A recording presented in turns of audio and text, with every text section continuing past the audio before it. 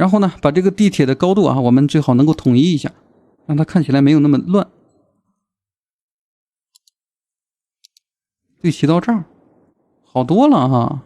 然後來到前方的話，前方是有一條地鐵線路的。然後我們從這個地鐵的方向呢，分出來一條路口，讓兩個地鐵呢盡量把它錯開。檢查一下這個高度啊，正好有一個地鐵過去了，它不受影響啊。那麼我們把左邊的這個節點再抬高一下。按照水廠的道路為標準，在這兒可以先拉一條直線。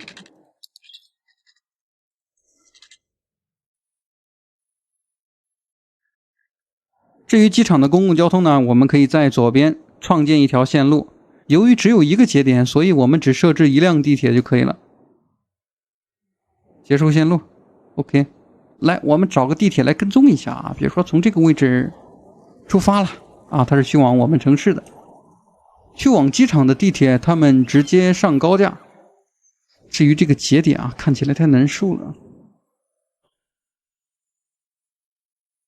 因為這個節點挨得有點近，我們盡量可以把它向後面去拉伸一點點。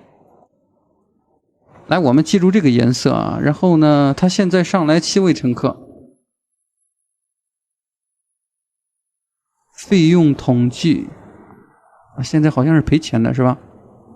這條道路目前看起來倒是挺絲滑的。他們路過我們的水廠，好像機場應該就建設在郊區才對，是吧？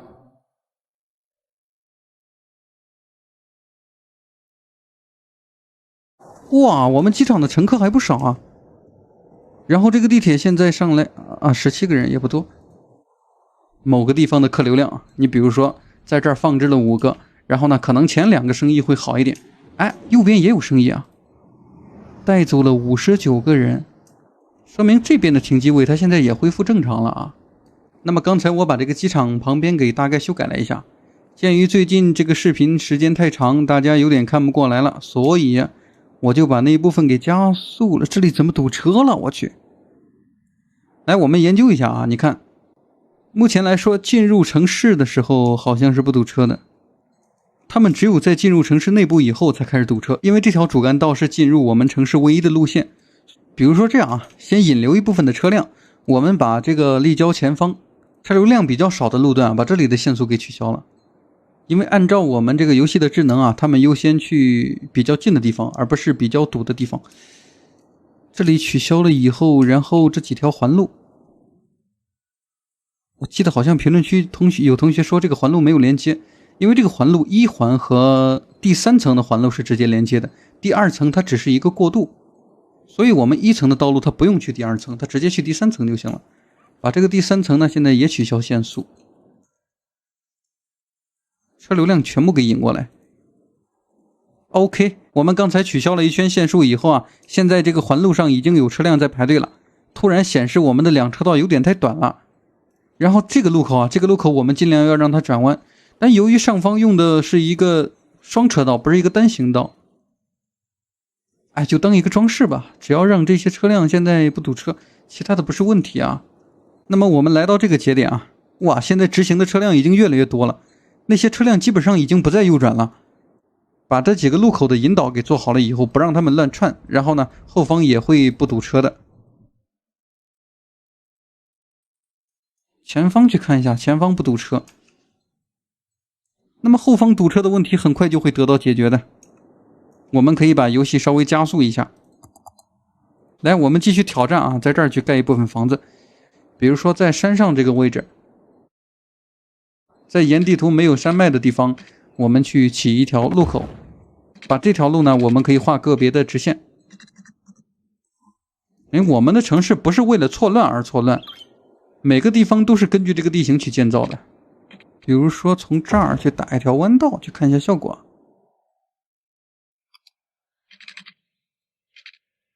還行，沒有問題。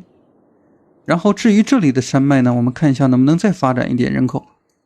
前幾天說把人口增長到10萬，然後距離10萬呢，現在越來越遙遠了。還可以啊，這條路我們可以起到這兒。然後從這兒呢，看一下，由于這個位置我們是蓋普通的居民區，所以呢，這個位置我們就差不多留8格的位置就行了，不用考慮那個獨特建築啊。至於前方，這裡有一個方塊，在這個方塊我們可以去蓋一些警察局一類的。至於分區的問題，我們看一下，從這兒再起一條路口，還可以啊，不是直角也可以。這位置有點尷尬啊，我們直接去拉曲線的話，這個形狀可能還可以，就這樣建造吧。OK。然後呢，我們開始蓋房子啊，想一想，高密度的住宅區直接填滿啊，或者右方，我想一下，也填滿吧。那個警察局好像用不上了，我們現在人口多了以後，用的基本上都是一些直升機。然後呢，房子直接這樣規劃。那麼這裡沒有做分區的話，這個房子它蓋起來的就是一些普通的房子，可能在後期它產生的垃圾會多一點。但是有一個好處，就是它可以為我們多交一部分的稅費。至於電的問題，我們在這兒就不拉電源了，可以在中間呢，我們放一個建築，比如說找到公園類的建築，或者可以先放置，等到後期呢，我們可以在山上去發展一個。OK， 電已經連接上了，然後這個摩天輪它當一個背景還可以啊，離遠了就看不到了。檢查一下啊，這裡的人口現在已經發展起來了。經過這麼長時間的發展，那麼現在終於有商業需求了。商業需求的話，我們在下方得繼續發展。這裡怎麼又堵了？我去，剛誇過自己的治理堵車能力啊。那麼我們把這個路口也調整一下啊，比如說。那麼我們把這條路段呢也做一個引導，全部讓他們直行，各走各的道路，不能影響。至於前方呢，這裡是因為有一個紅綠燈的原因，所以這個車輛它在幾秒鐘的間隔後它會停一下，但這個紅綠燈還不能取消。你看，因為我們用的不是遊戲自帶的道路，把它取消了以後，这個道路它就會穿模，還必須得增加，這沒有辦法。OK， 我好像找到問題所在了。你看啊，這裡有一個直行的路口，還有一個右轉的路口。我覺得從這兒我們再增加一個左轉的路口，讓一些車輛多一個選擇，這樣會好一點啊。就算是有紅綠燈，後方等待的車輛也不會太多。那麼現在再看一下這條路，已經完全沒有問題了。哎，這個車流量看起來真舒服。那麼至於商業需求的話，我們看一下啊，從哪裡再開路口呢？把這個小範圍可以單獨去畫一個分區，然後呢，我們做一個本地有機作物，因為這個本地有機作物它可以減少垃圾車的運營，能少多少車輛就讓它少多少車輛。這個位置暫時不想做新的立交，所以啊，把這個廣場的名字也改一下，叫不立交區，顯示的多麼有文化，是吧？可以把本地有機作物直接加上去，然後再蓋商業。然後水電，看一下這裡的水源沒有問題。說快了，沒有問題，為什麼我還要加水源呢？這是我們 CBD 第一個自己蓋起來的商業，有機乾貨店。其實這個房子沒有那麼高，但是它腳手架啊有這麼高。那麼旁邊的房子去看一下啊，有的時候你看它把腳手架落這麼高，但是其實它蓋起來只有1層，有點浪費資源啊。你比如說這個房子。生態鏈旅店，伊可瑪市場，剛才它落到了第4層，蓋起來以後11層。哎呀，我去，又堵車了！這裡堵車每次的有效期只有幾分鐘，這不行啊！那麼現在堵車的原因我基本上已經找到了，是因為我們蓋了商店以後，有一部分車輛在這兒，他們需要左轉。本來這些車輛他們是不需要左轉的，全部右轉，所以我們2條車道他們不會造成擁堵。從這個位置吧，我們再分離出來一個車道。比如說現在可以把遊戏暫停一下。那麼1、2車道呢，把它變成1、2、3。1、2、3再變1、2、3P。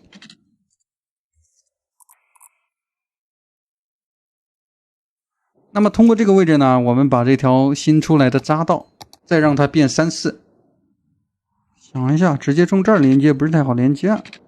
把前方的這個路口給取消掉，然後左轉的路口也取消，必須得右轉。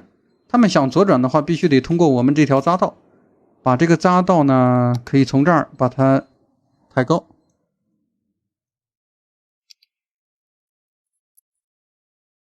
先筆直的啊，和我們的主幹道去走一段時間。比如說這個高度，哎，有點太誇張了。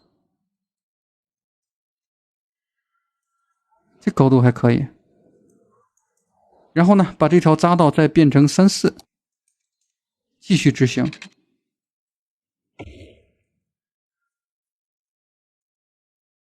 3、4來到前方，準備讓它左轉。然後這條路口呢，現在看起來有點太長，我們需要把這條3、4直接轉1、2。怎麼還有自行車呢？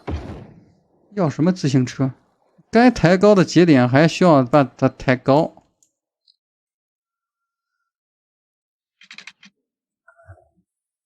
3匝道和前方的節點去連接。哎，我去，這樣變了以後，你看兩邊的道路是一樣寬了，是吧？剛才我們偷動的可能有點白條了。啊，這裡看起來扭曲的好像有點奇怪啊。這個大跨看起來一點都不和諧，盡量把它調整一下。就這樣吧，把遊戲繼續啊。你看，我們前方的路口沒有左轉車道了以後啊，他們需要左轉，只能提前走匝道。哎，有一輛紅色的勇士已經過去了。那麼現在這個路口已經完全不堵車了。